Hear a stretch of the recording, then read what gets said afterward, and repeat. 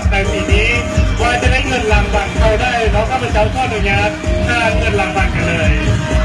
สำหรับรางวัลผู้เข้าประกวดหนังสังฆานทั้ง30น้องรางวัลที่1นางสังฆานประจำปีพ.ศ. 2560 พ.ศ. 2017จะได้รับจากคอนดาวเรียบร้อย1 คันมูลค่า12 ล้าน5แสนกีบ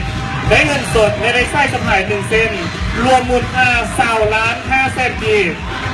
รางวัลที่2ของอันดับ1ได้ทำเงินสดมูลค่า10 ล้านกีบสร้อยสะพาย1 เส้นรางวัลที่3ของอันดับ2ได้ทำเงินสดมูลค่า9 ล้านกีบสร้อยสะพาย1 เส้น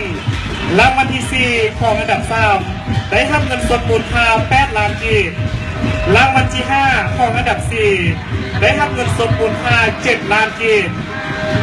รางวัลที่6ของอันดับ5ได้ทำเงินสดมูลค่า6 ล้านกีบ